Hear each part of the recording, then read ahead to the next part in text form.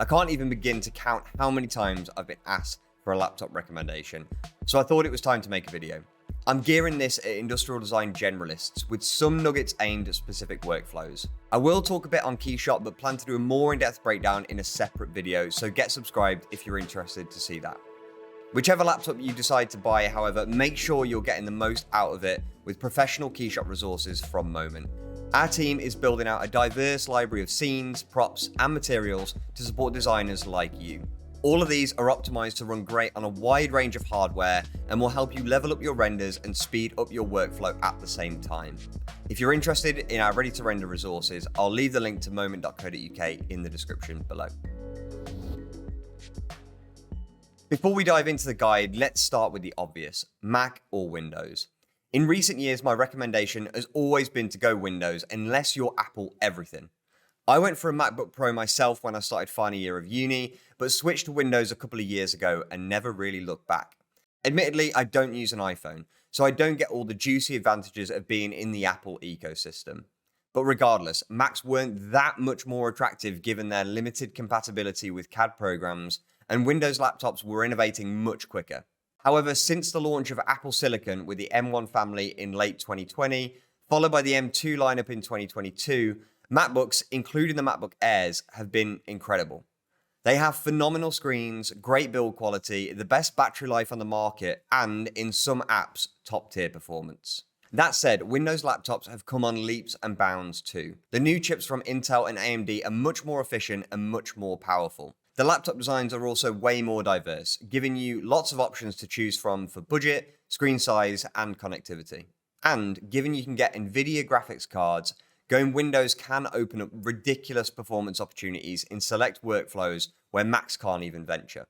Honestly, because I do a lot of my work on my office PC through a remote desktop connection, I've been shopping for a 15-inch MacBook Air. But my recommendation, unless you're die-hard Apple with all the gear, you should be shopping on both sides just as I am.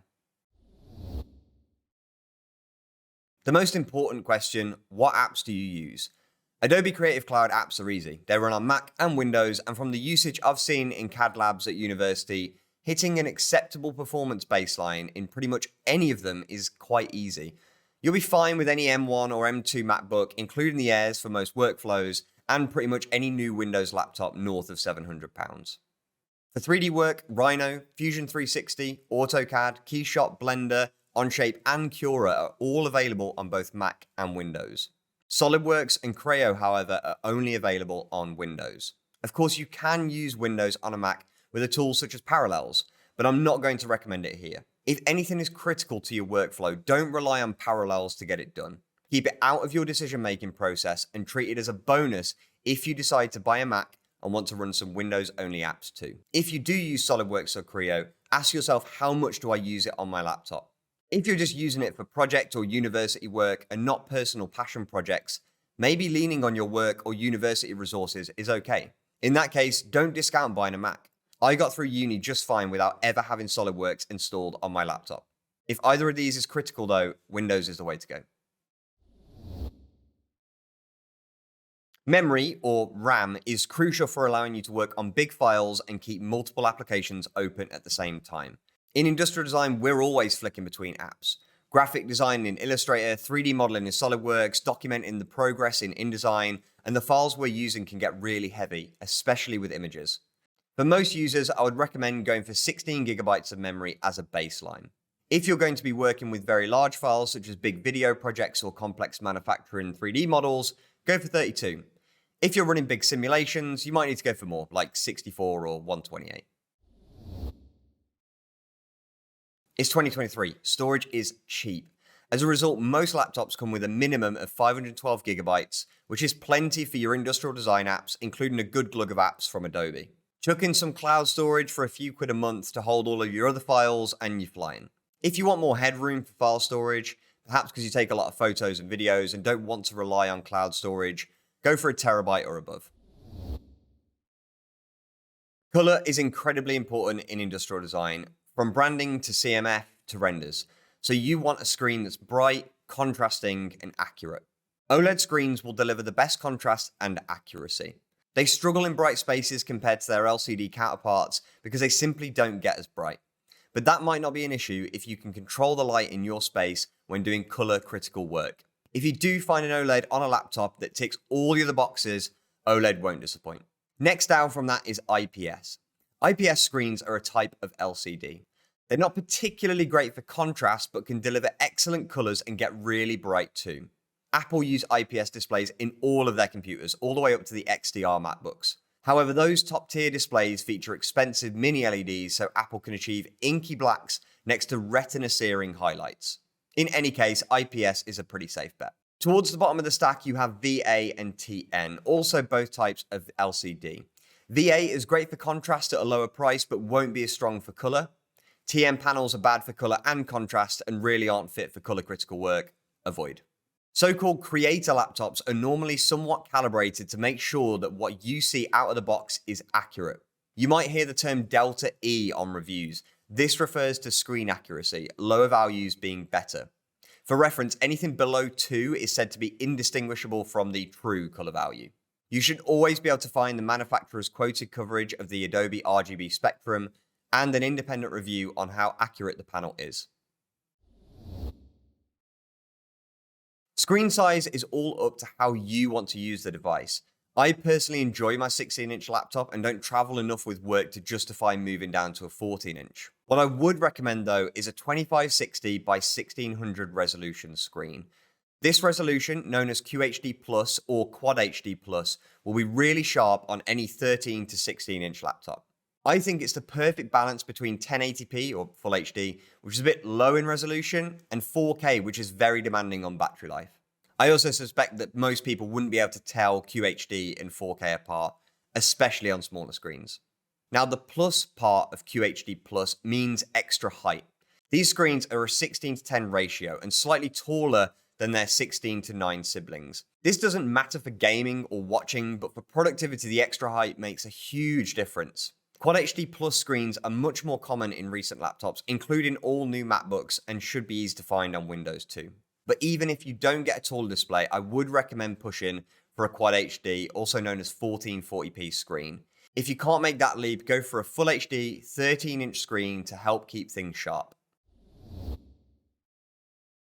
Like screen size, with connectivity, just look at how you want to use your laptop. Do you need a HDMI port to connect to external monitors on your desktop or at work? Do you need an SD card reader to import your photos from your DSLR? Do you need an Ethernet port to connect to your network? I emphasize need because any of these can be achieved with a simple USB dongle. But believe me, relying on a dongle all the time can be rough. It's also one more thing to take around and one more thing to break when you really need it. I hardly ever plug anything into my laptop, so I'd be fine with just USB-C ports, but just look at your usage.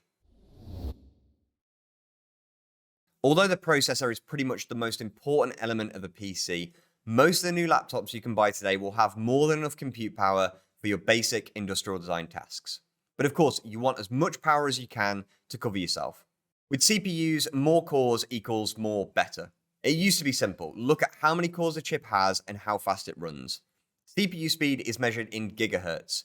It gets way more complicated than the scope of this video, but generally a quad-core CPU at 4 GHz is going to run half as fast as an 8-core chip at the same speed. But that only matters in heavy tasks. Making it slightly more complicated though, modern chips from Apple and Intel now integrate efficiency cores.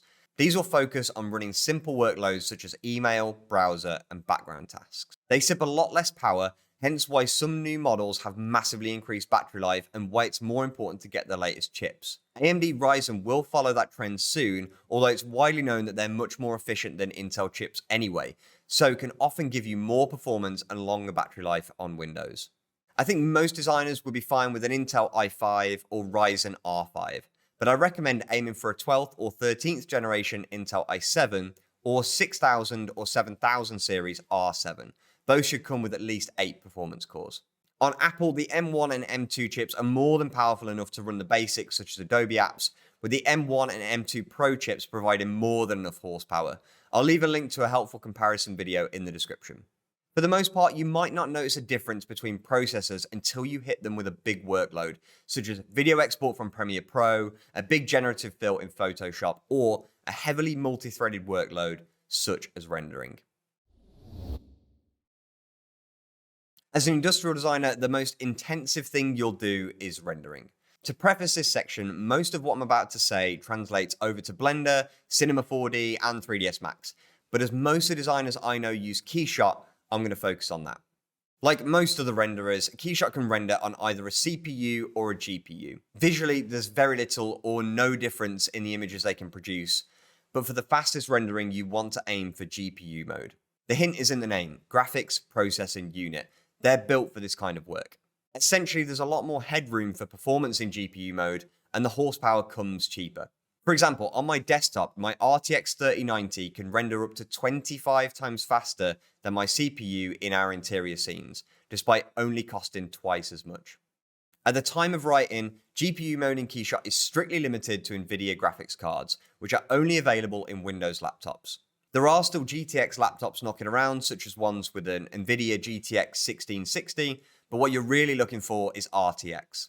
Anything such as an RTX 3060 or 4060 and above will fly through traditional product renders when KeyShot is in GPU mode. They should also be able to handle more elaborate scenes too, although you might want to aim for a 3080 or 4080 if you're working with these frequently. Like a CPU is limited by memory, graphics cards are limited by video memory or VRAM. So again, if you're planning on working on larger scenes with more geometry and high resolution textures, aim for at least 8GB of VRAM. Ideally 10 or more for headroom. Otherwise, a 6GB card should be adequate for most product shots. On the Mac side of things, Luxion have optimized KeyShot for Apple Silicon, but as of June 2023, they don't support GPU mode. As such, where Apple Silicon is incredibly strong elsewhere, in KeyShot, it can be easily beat by an entry-level gaming laptop. So to conclude on this section, if KeyShot really interests you, or you know you'll be doing a lot of renders on your own device, going Windows and RTX is a great move. I'll also add that if you get a laptop with an RTX graphics card, you basically get a games console too. It can be a nice perk. If 3D modeling is a key part of your profession or passion, you might need to consider a pro graphics card such as a Radeon Pro or NVIDIA A series, formerly known as Quadro. These are pretty much restricted to workstation laptops. Innovia Systems explained that SolidWorks has been known to run on gaming graphics cards such as an RTX 4070 or AMD Radeon 5700 XT, which use DirectX and not OpenGL. However, users may experience frequent graphical glitches. On my laptop, I've mostly been fine with little to no issues running SolidWorks for my university teaching, but I'm by no means using it as a pro. The issue is, if you do have problems on a gaming graphics card, you have no one to go to. The software providers will say the hardware is not certified or recommended. You're on your own. So with any software, my tip is to first look at their recommended specs and their certified hardware. Then get on the forums and see how users have found going away from those. If you do decide to go the pro route, watch the prices skyrocket. You'll get the security, but way less bang for the buck. For example, the NVIDIA A2000 laptops seem to start at around £2,000, whereas the laptops with the similar RTX 3050 Ti start around $800. Everything I've said is applicable to both pros and students, but if you are a student, make sure you know what's available at your university. If your uni has lots of CAD labs with high-spec PCs, you don't necessarily need to invest loads in a laptop to do it all. And with any purchase, make sure you're taking advantage of student discount. If you buy direct from any manufacturer, Apple, Dell, Lenovo, etc., expect to get at least 10% off. To help get you started on the hunt, here are some recommendations based on the specs I've outlined here, what I've used before, and the products I hear about. Take all of these with a pinch of salt. Do your own research, and of course, look for laptop deals at the time that you're shopping. The M2 MacBook Air comes in both 13 and 15-inch sizes and can be upgraded to 16GB of memory, which I recommend. Although this won't run SolidWorks and may not be powerful enough for efficient KeyShot, it can do so much else incredibly well. Expect the best build quality on the market and insane battery life wrapped up in a lightweight portable package. It's hard for me to do a blanket recommendation for the new M2 Pro MacBooks as they start at an eye-watering £2,100 and £2,600 for the 14 and 16-inch models. For those of you that are happy to shop around though, you could pick up a last generation MacBook Pro with an M1 Pro chip. At the time of writing, you can get a 16-inch new for about £1,800 or used for less than £1,300. Still expensive, but potentially worth it for the 5+ years you'll get out of it. The Dell XPS has long been the Windows competitor to MacBooks. They're elegantly designed, always incorporate cutting-edge tools, and deliver all-round performance. If you're a generalist, you can't really go wrong with an XPS, but just like Apple, you do pay a premium. The new XPS 13 Plus and 15 are well-reviewed and will run it all. They're a really safe bet if you're a generalist, not too fussed about KeyShot, and well worth a look if you can find a deal. 2 years ago, I went for the Legion 5 Pro, and it's held up so nicely. I know a fair few people who made the same choice and have loved it too. For intermediate SolidWorks, KeyShot, Adobe, and gaming, it's a great choice. The only drawback being poor battery life and semi-accurate screen. I somehow picked up an RTX 3070 model for £1,300, which was ludicrous given the equivalent now starts at about £1,800. I did manage to find a non-pro model for just over £1,000, which is an absurd value, so I know deals can be found. For some cheaper options, the MSI Creator Z16 ticks pretty much every box of outline here for £1,300, and because it's a creator laptop, boasts a super accurate screen too. Sub £1,000 there is the 14-inch Asus VivoBook Pro and S models. They come with a high-resolution 2.8K OLED screen and clean design. If you can configure one with an RTX graphics card, such as a 3060 or 4050, you'll have yourself a nice little pocket rocket. This really isn't my wheelhouse. I don't do professional 3D modeling, so if you are buying in this category, I do recommend that you shop around a little bit and watch some other recommendation videos on YouTube. Saying that, I do like the look of the Dell Precision 5570. It's horrendous value compared to the consumer models, but does have options for an A2000 and A3000 graphics card bundled into a very attractive XPS style package. I'll leave links to all of those in the description below, as well as some helpful pages I've used for research, which I recommend you have a read through. On YouTube, pages like Dave2D, Hardware Canucks, and Tom the Tech Chap are normally my go-to for laptop reviews. I'll link them too. Just before we conclude, I'm going to throw a curveball in here right at the end. If you have a competent desktop, such as I do here, you could consider getting a laptop solely for remote desktop. I use Parsec to access my work PC from anywhere. Provided I have steady internet connection, I can get access to all of my desktop power on the go. And most of the time, the quality is that good, I can't even tell I'm streaming it. If you go down that route, you can pretty much take memory and processors out of your considerations and focus on screen, battery, and build. It's definitely something to consider. Ultimately, it's completely dependent on your situation. What apps you use, what characteristics you value, what your budget is. I don't have the right answer for everyone, but I hope the information in this guide is helpful when you're shopping. If you do have any questions though, drop them in the comments below and I'll do my best to answer them. For now, thank you very much for watching, and I'll see you in the next one.